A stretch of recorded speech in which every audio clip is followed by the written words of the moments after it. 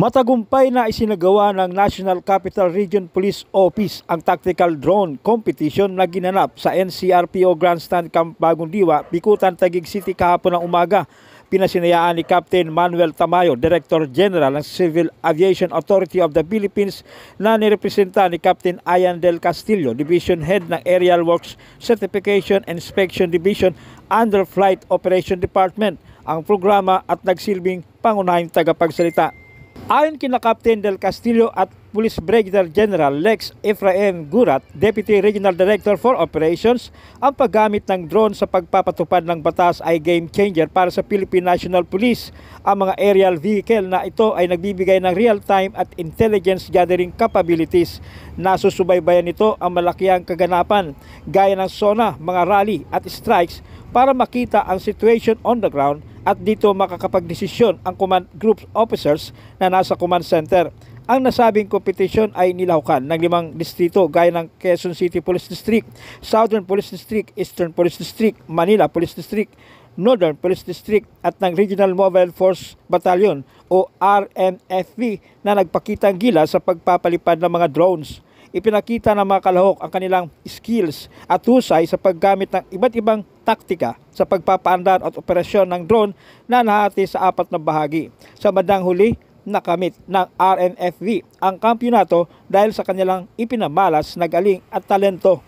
Ang naturang aktibidad ay inilunsad upang masuri ang kausayan ng rehiyon sa mga kasalukuyang police operational procedures gamit ang lightweight aerial assets, maging ang pagiging epektibo ng mga pulisya at kanilang wastong pagtugon sa iba't ibang sitwasyon.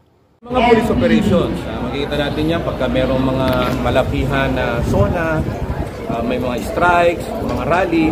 Nauuna po yung ating mga drone para makita yung situation on the ground. At based on this situation on the ground, makakapag-desisyon ang ating mga command group, mga officers na nasa command center. We are observing the tactical drone competition. Maganda to kasi nakikita natin ng skills ng ating kapulisan sa paggagamit ng drones for different types of urban scenario. So, anong skills po dapat ma-acquire ng mga operators? Ang importanteng skills talaga dyan is first and foremost pag-iwas sa mga obstacle, kasi ang ginagamit naman po nila ang drones for surveillance, so sa urban environment, may mga buildings, may mga bahay na kailangan nila i-maneuver. So with a course like this, that will give them the necessary skills to do their duties or their mission for that day. So nagagamit nila sa operation?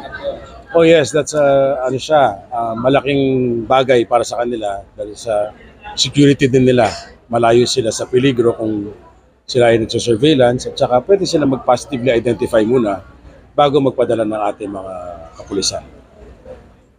Sir, bali sa open place na siya, hindi siya pwede sa municipal place. Pwede naman po, pero sa regulasyon natin, bawal po yan kasi overpopulated area. Pero pag may police operation naman po, pwede naman po. Sa taas, hindi siya pwede po naman.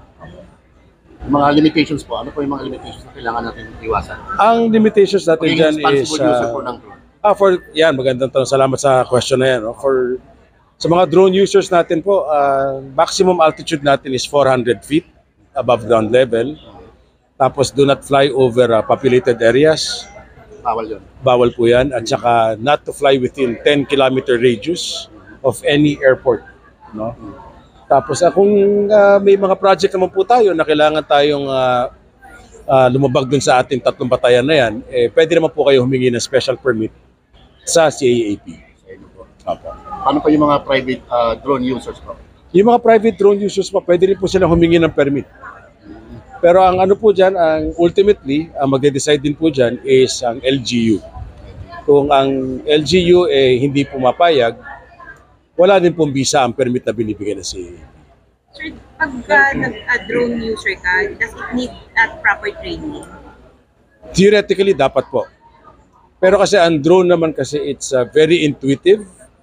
If you have enough stick time, matututo ka naman po lumipad. But if you want to use it in a commercial sense, mas maganda po i-train talaga. Maaaring maging hazards nito, mga dangers na mangyayari kaya lang. Ang mga hindi po dangers trained- naman ng... Hindi trained yung user. Yan.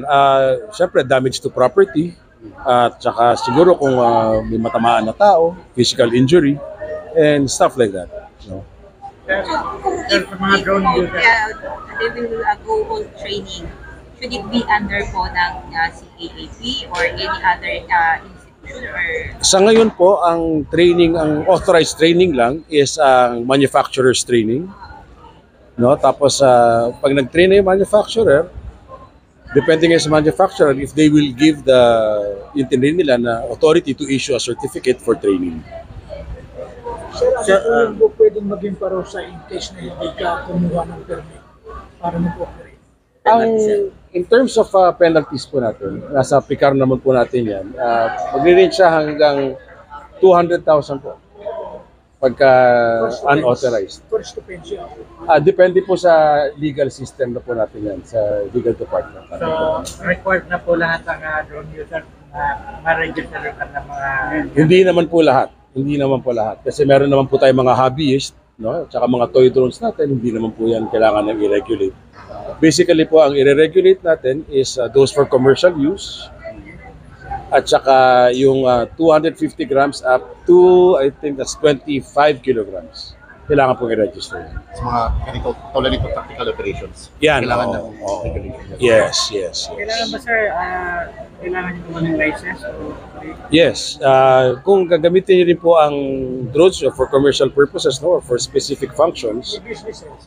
for business kailangan po may lisensya talaga. Halimbawa sir, yung mga vlogger, gumagamit ng Oo, mga vlogger. Yung mga vlogger naman po, since monetary din naman yan, kailangan din po nila ng lisensya. Kasi namamonetize po nila yung kanilang vlog, di ba? So, saan po silang unit kukuha ng Ang permit po is sa flight permit section under FOD, dito po sa CAAP.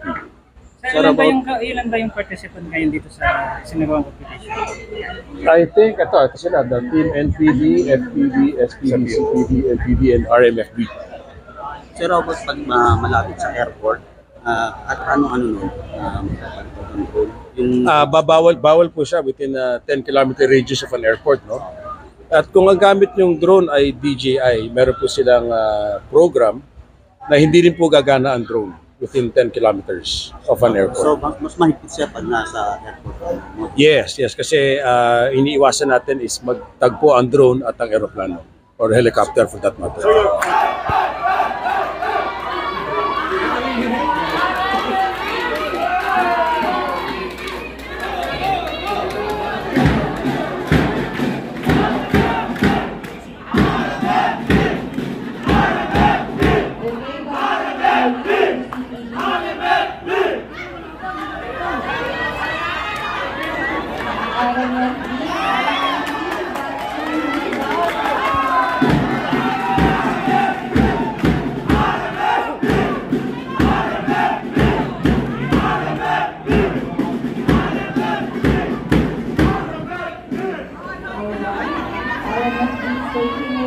silently but surely. And the PCPD, and trying to hold up. Good.